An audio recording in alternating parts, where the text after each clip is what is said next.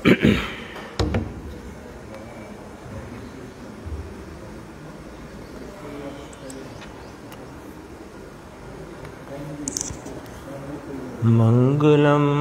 भगवान वीरो मंगलम गौतमो गणी मंगलम कुंद कुंदार्यो जैन धर्मोस्तु मंगलम सर्वमंगल मांगल्यम सर्वकल्याणकारकम प्रधानम सर्वधर्माणां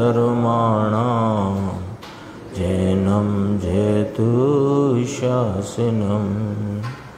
मैं नमो तीर्थनायक को, नमो ओंकार वाणी को, नमो उन कुंद प्रभु को जिन्होंने ओंकार धारण की। अहो उपकार जिनवर का, कुंद का दिव्य वाणी का, जिन कुंद ध्वनि दाता उनका हान स्वामी का। णमियून जिणम वीरम अनंत वर्णान दंसन सहावम भोक्ष्यामि नियम सारम केवली शुद्ध केवली भणिदम।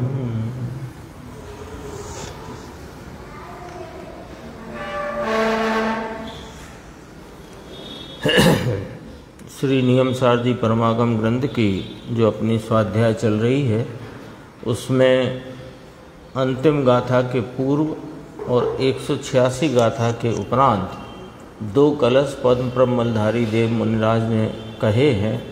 इसमें 307 नंबर का कलश, उसकी अपन आज चर्चा करेंगे और उसके उपरांत 187 गाथा भी प्रारंभ होगी। अभी जो अपन समयसार जी परमागम के सर्व विशुद्ध ज्ञान अधिकार में 10 गाथाओं की जो टीका और उसके ऊपर गुरुदेव श्री का व्याख्यान सुन रहे थे, इन 10 गाथाओं के द्वारा आचार्य भगवान ने एक यहाँ बहुत ही गंभीर सिद्धांत अपने सामने रखा है कि वस्तु के स्वभाव को पर के द्वारा उत्पन्न नहीं किया जा सकता और ऐसे ही वस्तु का स्वभाव पर को उत्पन्न नहीं कर सकता। ये मूलभूत सिद्धांत है। जगत के जितने पदार्थ हैं, वस्तु हैं, उन वस्तुओं का ये मूलभूत सिद्धांत है कि वस्तु का स्वभाव ऐसा ही है। स्वभाव से ही वह वस्तु ऐसी है कि वह स्वभाव उसका पर के द्वारा उत्पन्न नहीं किया जा सकता और ऐसे ही वह स्वभाव पर को उत्पन्न नहीं कर सकता। तो इसके लिए यहाँ पर उदाहरण दिया कि दिया का जैसे प्रकाशक स्वभाव है, प्रकाशने का स्वभाव है, तो दीपक के समीप कोई पदार्थ हो अथवा के दूर कोई पदार्थ हो और अच्छा पदार्थ हो, बुरा पदार्थ हो, अभी कहा ना सांप हो, शक्कर की बोरी हो, तो दीपक तो प्रकाशता ही है, जरा भी विक्रिया उस दीपक में उत्पन्न नहीं होती। ये दृष्टांत है और इसका जो सिद्धांत है वो ये है कि मैं ज्ञान स्वभावी हूँ, मेरा ज्ञान स्वभाव है, वह ज्ञान स्वभाव किसी के द्वारा उत्पन्न नहीं किया जा सकता। ऐसे ही इस ज्ञान स्वभाव के द्वारा पर को उत्पन्न नहीं किया जा सकता। 2 बातें रख दी। तो जब यह बात आई कि ज्ञान स्वभाव जो मेरा अपना स्वभाव है उसको पर के द्वारा उत्पन्न नहीं किया जा सकता, यानी इसमें जो कुछ भी जानने के परिणमन रूप कार्य क्रिया होती है उसमें पर की कोई अपेक्षा है ही नहीं। कौन सा गेय है, जड़ है कि चेतन है, प्रतिकूल है कि अनुकूल है, सुंदर है कि असुंदर है, इसमें शब्द लिया ना, मनोहर है कि अमनोहर है, उससे इस ज्ञान स्वभाव के परिणमन में कोई विक्रिया उत्पन्न नहीं होती। तो ज्ञान तो ऐसे ही जानता है। फिर राग कैसे उत्पन्न होता है? तो फरमाते थे गुरुदेव श्री कि ज्ञान के कारण राग उत्पन्न नहीं होता। ज्ञान जब पर विषयों को जानता हुआ परिणमता है तो रागी को राग होता है, ज्ञान से राग नहीं होता है। ये मूलभूत बात है ना। ये कुछ बातें आज के प्रवचन में आई हैं, वो ख्याल में लेने की हैं बराबर से, है ना। अपने को एक सामान्य अपन इस प्रकार से अपनी समझ है, अपना विचार और अपनी मान्यता इस प्रकार की है कि जब मैं बाह्य विषयों को जानता हूं तो राग उत्पन्न होता है। तो कहा कि राग उत्पन्न होना वह चारित्र गुण का विकारी भाव है, और ज्ञान का बाह्य विषयों को जानना ये ज्ञान गुण का कार्य है। तो एक गुण का कार्य अन्य गुण कर सकता नहीं, यदि कर सके तो फिर वे दो गुण रह सकते नहीं। दो गुण कैसे हैं? एक गुण का कार्य, दो गुण का कार्य एक करे, एक का दूसरा करे, दूसरे का पहला करे, तो वे दो कहाँ हुए? प्रत्येक गुण, ये भी सिद्धांत है, प्रत्येक गुण अपने अपने रूप है और प्रत्येक गुण में अनंत गुणों का रूप है। यानी प्रत्येक गुण अपनी रूपता से कभी भी छूटता नहीं। तो देखो इसमें थोड़ा सा अपन देखते हैं, जो चर्चा आई थी 399 पे। तो ये जो राग की उत्पत्ति की अपन चर्चा करते थे, राग की उत्पत्ति रागी को है। यदि ज्ञान से राग उत्पन्न होता हो तो उसका लॉजिक आया कि केवल ज्ञानी को भी राग होना चाहिए। तो केवल ज्ञानी को राग होता नहीं। क्यों नहीं होता? कि वे रागी नहीं है, इसलिए नहीं होता। तो राग की उत्पत्ति और ज्ञान में विक्रिया, यानी ज्ञान में कोई राग रूप की उत्पत्ति से कोई विक्रिया नहीं होती। ज्ञान अपने स्वभाव से सबसे निरपेक्ष, ज्ञेय से निरपेक्ष रहता हुआ अपने स्वभाव से जानने के परिणाम रूप कार्य से परिणमता है।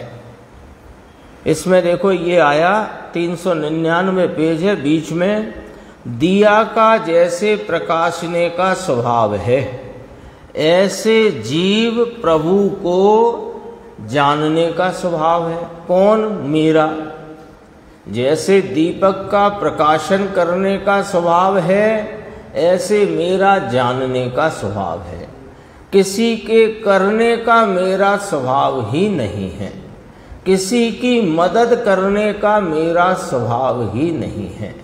किसी भूखे को आहार देना और प्यासे को पानी देना और रोगी को औषधालय बनाकर औषधि देना, ये आत्मा कर सके, ये तीन काल में नहीं है। तो क्या करे आत्मा के? आत्मा अपने ज्ञान स्वभाव से परिणमता जानने के कार्य को करे। जैसे कि दिया प्रकाशने के स्वभाव वाला होने से प्रकाशने के कार्य को करता है, बहुत वस्तुओं के प्रकाशने से का ऐसा स्वभाव नहीं है, तो आत्मा का भी ऐसा स्वभाव नहीं है कि वह भूखे को आहार दे और प्यासे को पानी दे और रोगी को औषधि दे। ये आत्मा कर सके, ये तीन काल में नहीं। ये नजदीक में चाहे जैसी क्रिया होती हो, वह स्वयं स्वयं के स्वरूप से जानता है, और दूर होती हो इसको भी स्वयं के स्वरूप से ही दूरवर्ती को भी जानता है। समीप अथवा के असमीप आत्मा को कोई फेर फार कर सकता नहीं। नजदीक पदार्थ होए अथवा के दूर होए, आत्मा तो जानता है, ऐसा इसका स्वरूप से अपना स्वभाव है। ये चर्चा इसमें आई थी। यद्यपि एक हाँ बंद हो जाता है, वो आज इंटरनेट बंद है तो उस पे चल रहा है ये भाई, उस पे मोबाइल डाटा पे, तो कभी कभी बंद हो जाता है। फ़ोन आया होगा इसके पास। चर्चा तो इसमें एक ये आई थी, वो बंद हो जाता है फिर चालू कर देते हैं, तो वो बंद चालू में थोड़ी सी दिक्कत तो हो रही होगी। चर्चा यद्यपि आज आई नहीं, वो कल के प्रवचन में आएगी, लेकिन बस उसको थोड़ा सा पढ़ लेते हैं तो थोड़ा विषय अपने ख्याल में रहेगा। कल तो सुनना ही है उसको। पेज नंबर है 402, नीचे से दूसरा पैराग्राफ, 4-5 पंक्तियां देखते हैं। देखो, ऐसे अपने स्वरूप से ही जानता। अपन ने क्या एक सिद्धांत अभी पहले विचार में लिया कि जो वस्तु का अपना स्वभाव है वह पर द्वारा उत्पन्न नहीं किया जा सकता और वह स्वभाव पर को उत्पन्न नहीं करता। ये बात हुई ना। तो उस ही सिद्धांत से ज्ञान पर घटित करें तो क्या हुआ कि ज्ञान स्वभाव भी अपने ही स्वभाव से जानता परिणमता है। पर के द्वारा वह जानने का कार्य किया जा सके ऐसा नहीं, और ये पर का कोई कार्य कर सके ऐसा नहीं। तब कहा कि अपने स्वरूप से ही जानते, ऐसे उसको नाम आत्मा को वस्तु स्वभाव से ही, आ गया ना वही सिद्धांत, वस्तु स्वभाव से ही, वस्तु का स्वभाव ही जानना है। तो वस्तु स्वभाव से ही विचित्र परिणति को प्राप्त होता। विचित्र परिणति से क्या अर्थ है कि वह जानने का स्वभाव अपनी जानन रूपता की एक रूपता सदृशता से परिणमता हुआ। अपने हर परिणाम विशेष में भिन्न भिन्न पदार्थों के आकार अनुरूप स्वयं सामर्थ्य से परिणमता है। तो उसकी पर्याय में जो अनेक आकार रूप विचित्र भाव उत्पन्न होते हैं, वे ज्ञेयों के कारण से उत्पन्न नहीं होते, अपितु वह तो अपना ही ज्ञान का ऐसा स्वभाव है।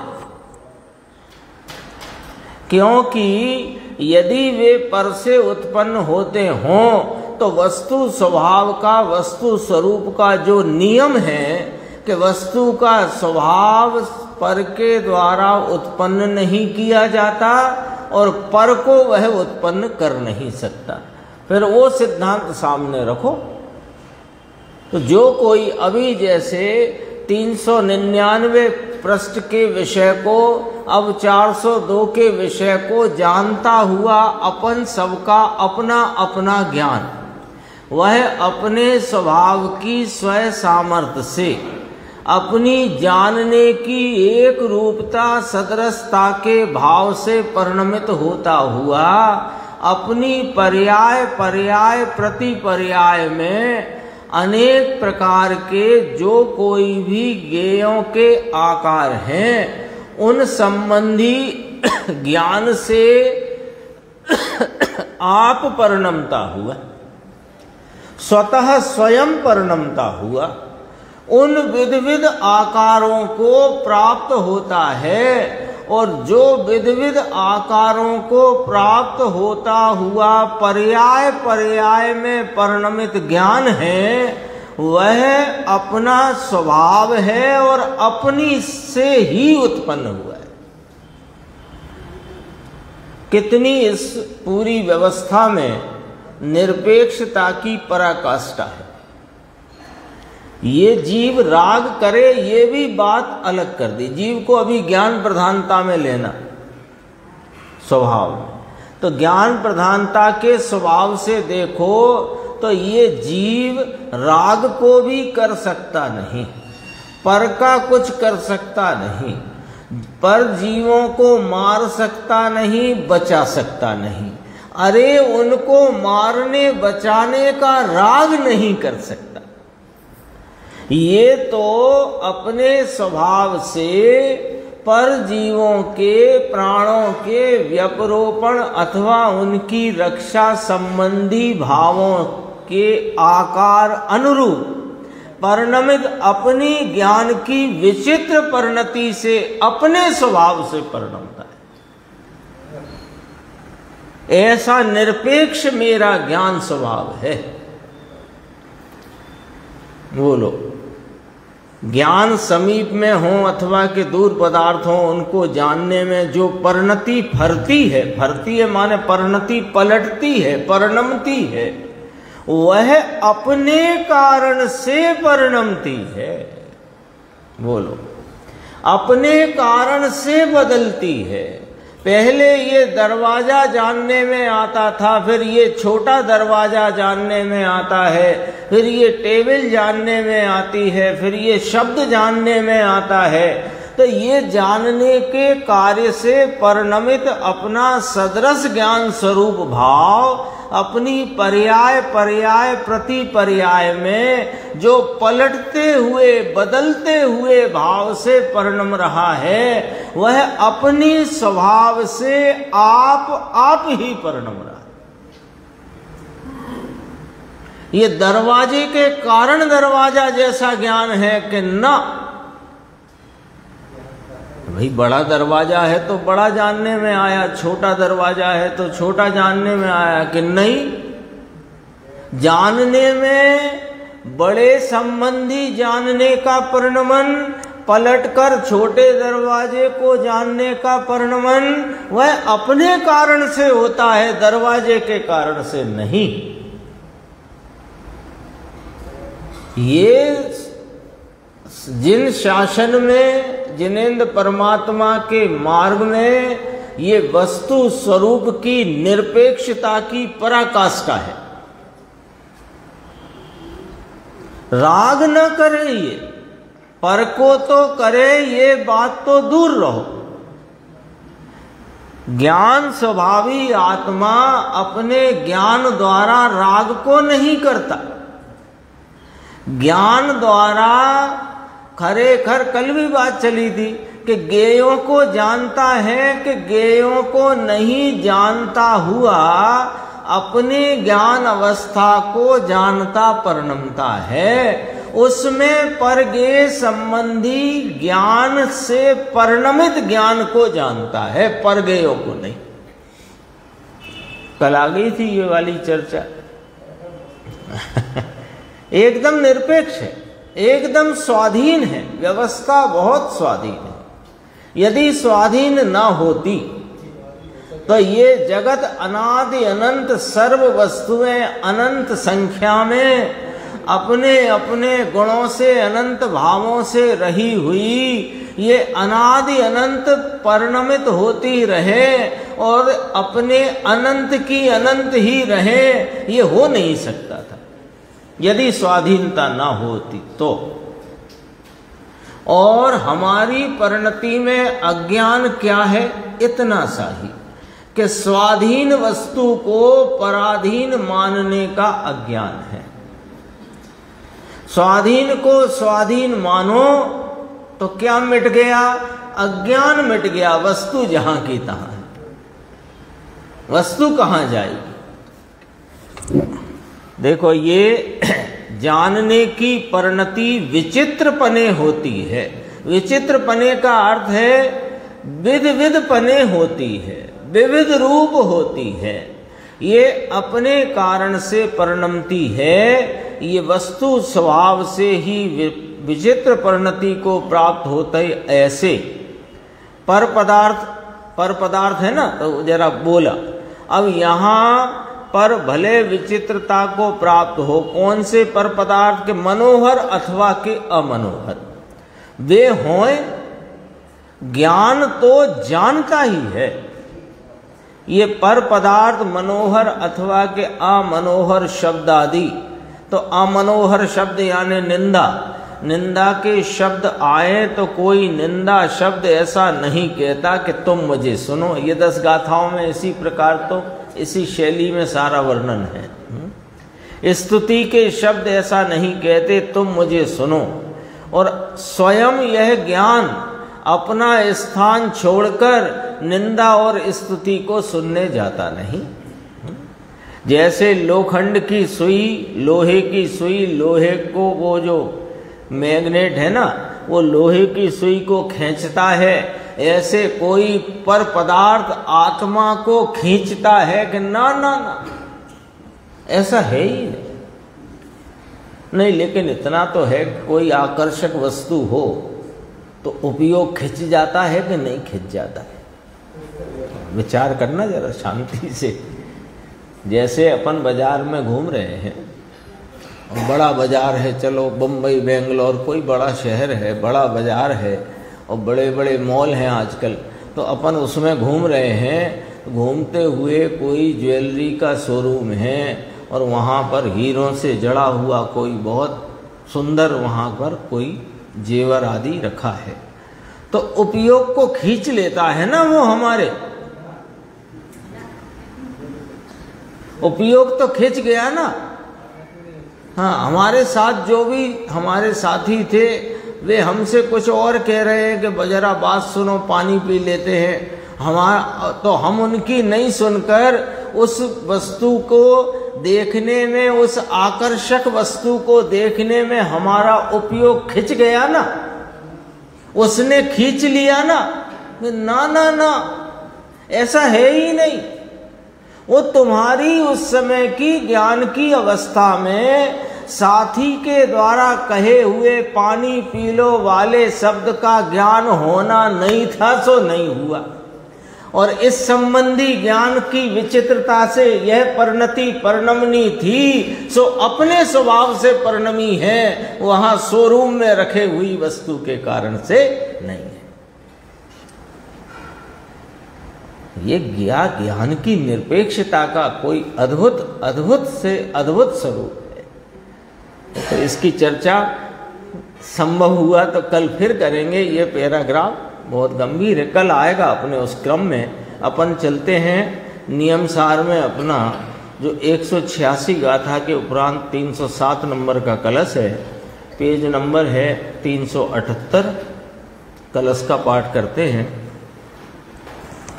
लोकालोक निकेतनम वपुर्दो ज्ञानम च यस्य प्रभो इस्तम शंख ध्वनि कंपिताखिल भुवं श्रीनेमितीर्थेश्वरम्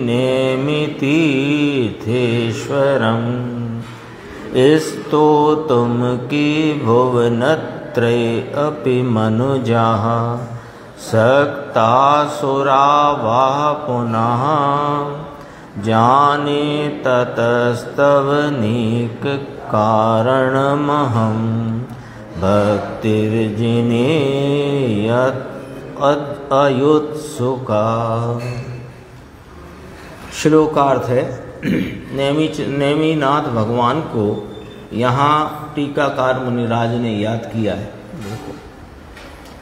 कि जो प्रभु का ज्ञान शरीर सदा लोकालोक का निकेतन है।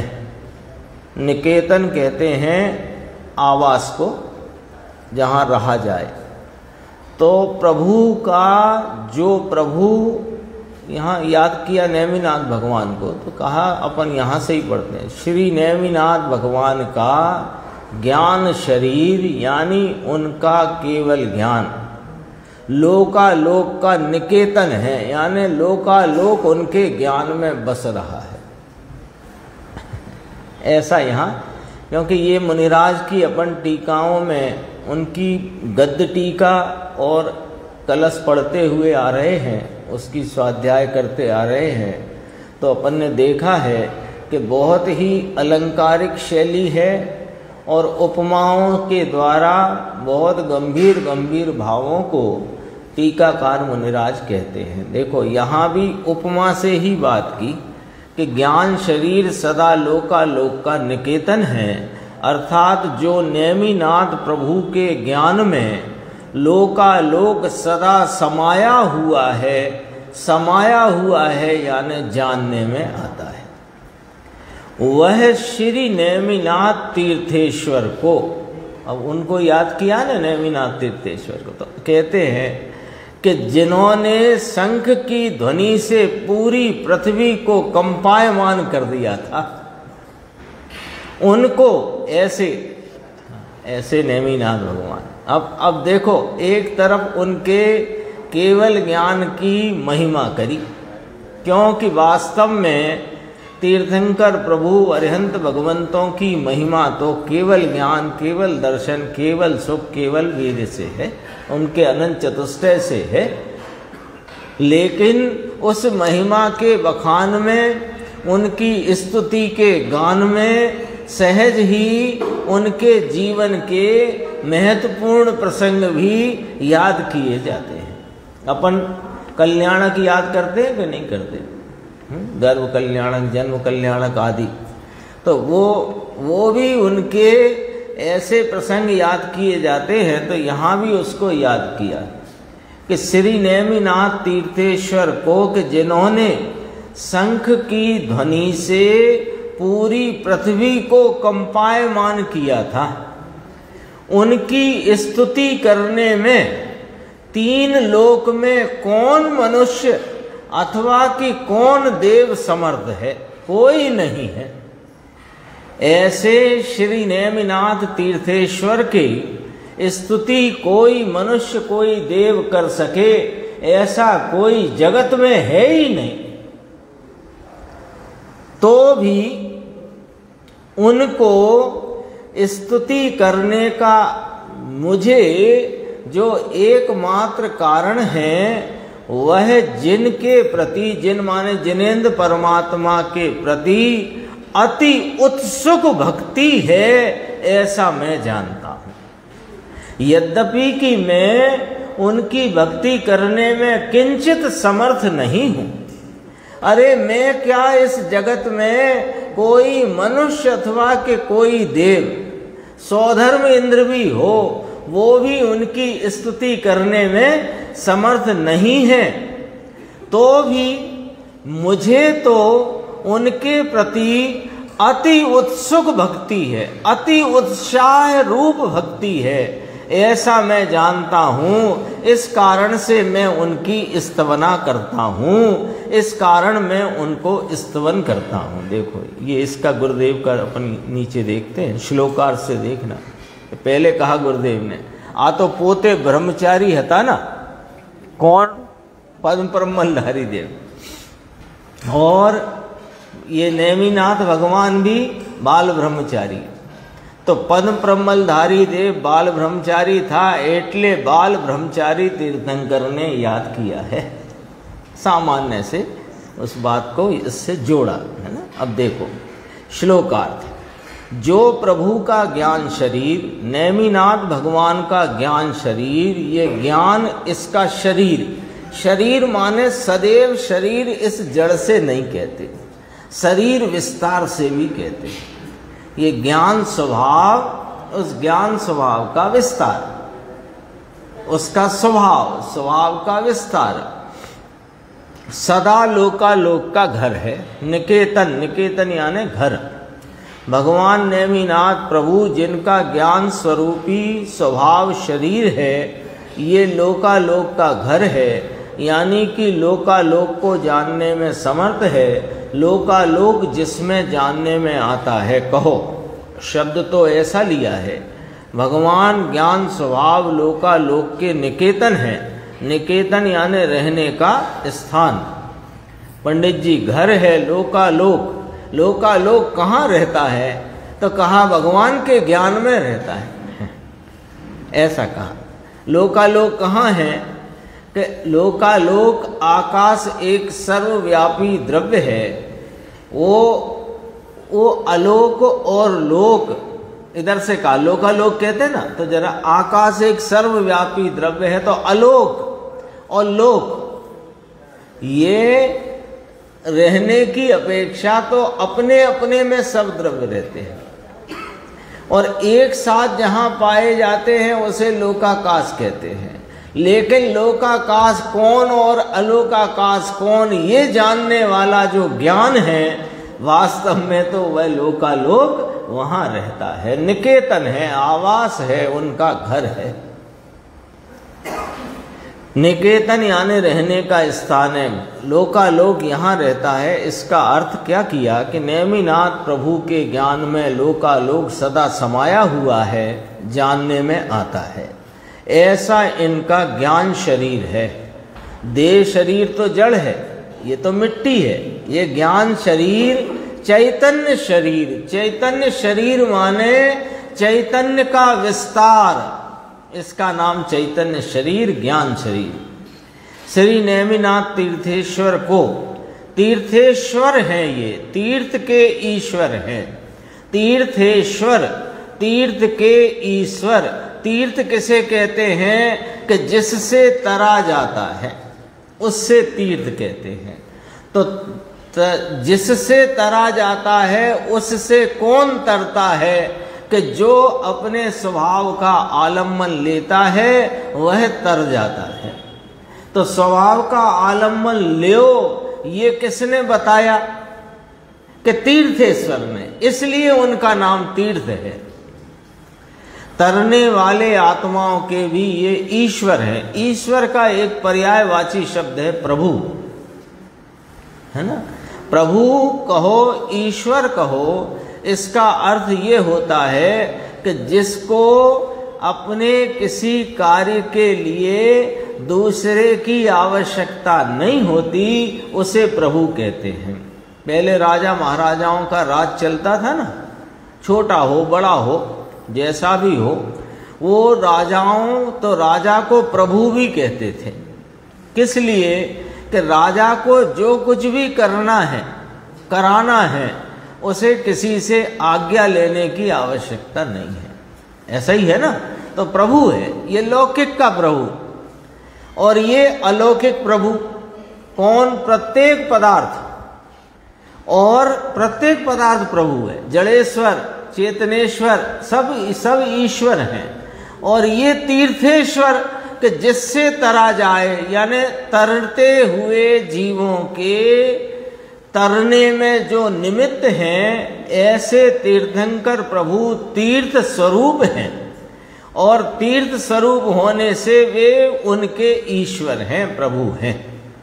साधक के ये परमेश्वर हैं, जिन्होंने शंख की ध्वनि से पूरी पृथ्वी को कंपायमान किया था। आता है ना, नेमिनाथ भगवान और कृष्ण की रानी रुक्मणी। नेमिनाथ भगवान ने स्नान किया, इसलिए वस्त्र निकाल दिए। आया, स्नान किया, तो वस्त्र निकाल कर कहा कि इसको धो दो। तो रुक्मणी कहे कि तुम कौन कहने वाले, हमको तो हमारे श्री कृष्ण जो शंख की ध्वनि फूंके तो पूरी द्वारका को हिला दें। ये पुरुष हमको नहीं कहते वस्त्र धोने का, और तुमने कह दिया। ऐसा कृष्ण भी 3 खंड के धनी थे, अर्धचक्री, है ना। तो इसका अन्वयार्थ में कहते हैं, पूर्वा पर दोष रहित जिन उपदेश को जानकर मैंने निज भावना के निमित्त से नियम सार नाम का शास्त्र किया है। आचार्य कुंद भगवान फरमाते हैं। और इसकी टीका के रूप में यहाँ मुनिराज पद्म ब्रह्मलधारी देव कहते हैं कि यहाँ आचार्य श्रीमद् भगवत कुंद आचार्य देव ने प्रारंभ किए हुए कार्य को अंत तक पहुँचाने से अत्यंत कृतार्थता को प्राप्त करके कहते हैं। यानी जिस काम को कहने का है, मोक्षामिणीयम सारम केवली शुद्ध केवली भणिदम, इस नियम सार नाम के ग्रंथ को मैं कहूँगा, कहा था ना प्रथम गाथा में, और जो कहूँगा ऐसा कहा था सो कह दिया। कह दिया माने उस कार्य को पूर्ण किया। तो प्रारंभ किए हुए कार्य को अंत तक पहुंचाने से अत्यंत कृतार्थता को प्राप्त करके, कृतार्थता माने जो करना था वो कर लिया है, ऐसा हो जाने से कहते हैं। अब ये कहते हैं उनके बारे में कौन? मुनिराज पद्म प्रमलधारी देव।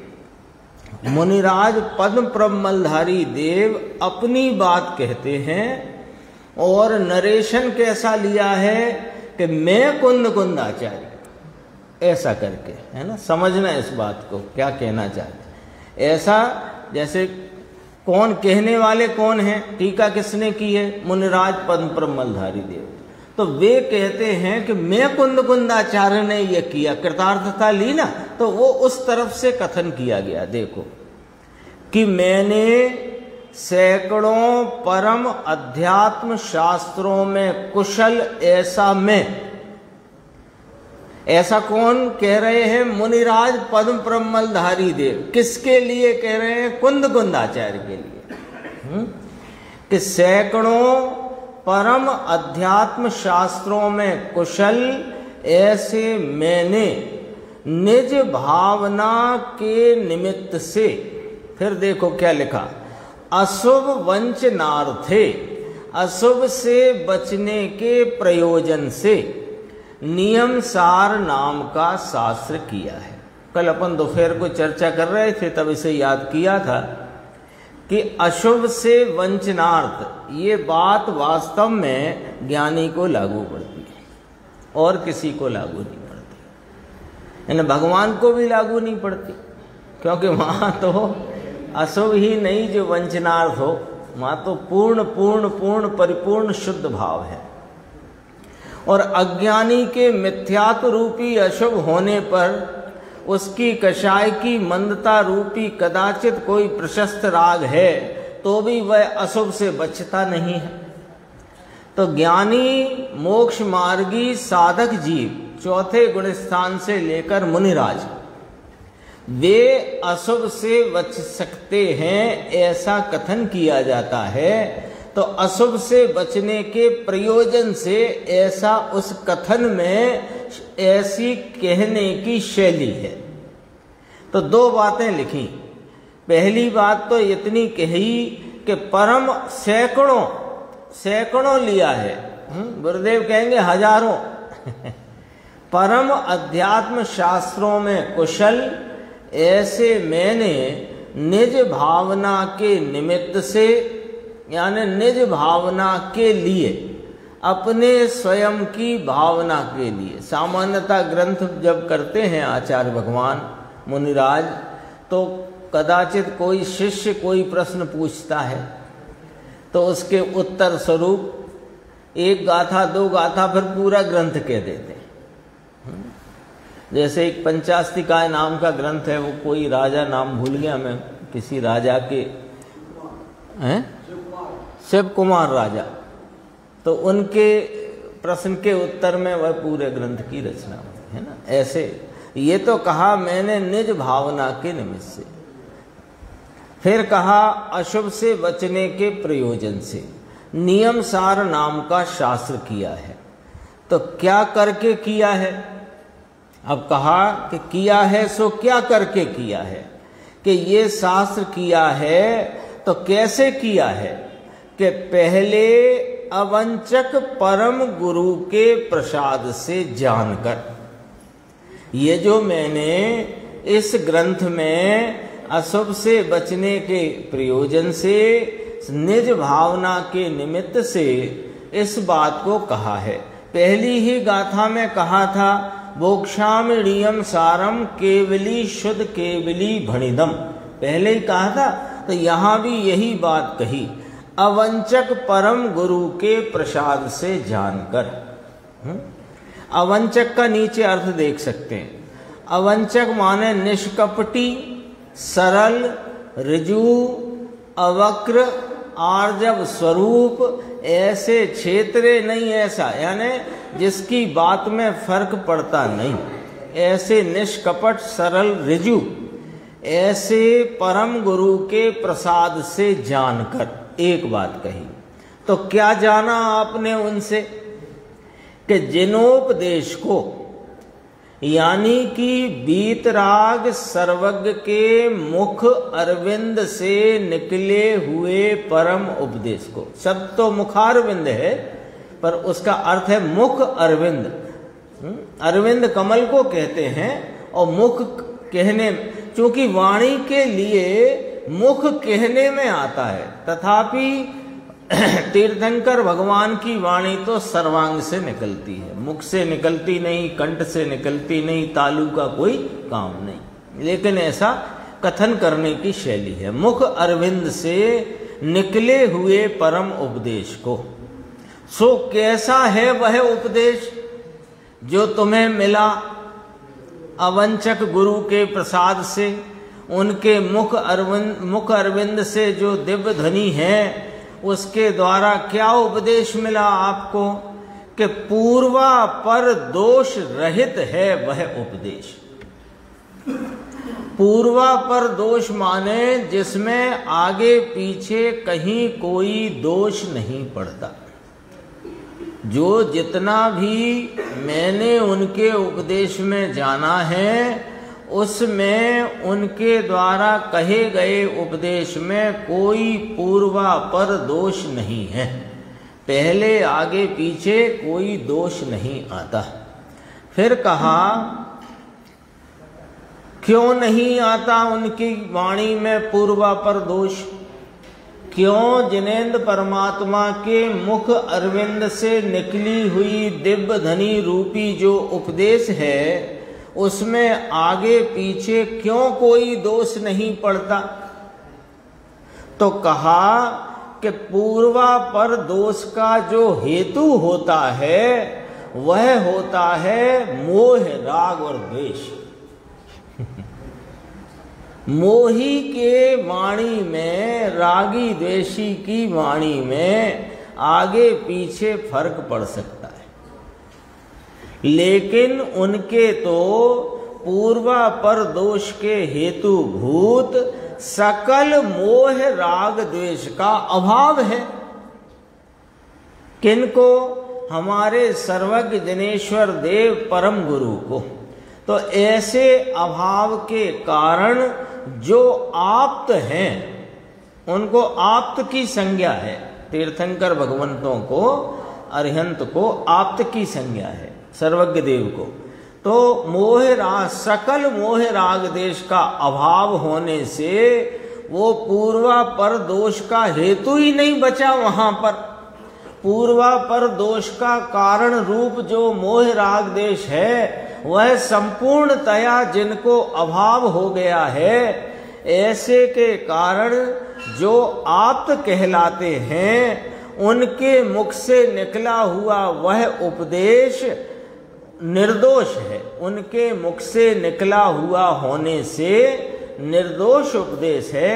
अब वह निर्दोष उपदेश स्वरूप इस शास्त्र में क्या क्या विषय आया है और किस प्रकार आया है, इसकी चर्चा अपन आगे की स्वाध्याय में करेंगे।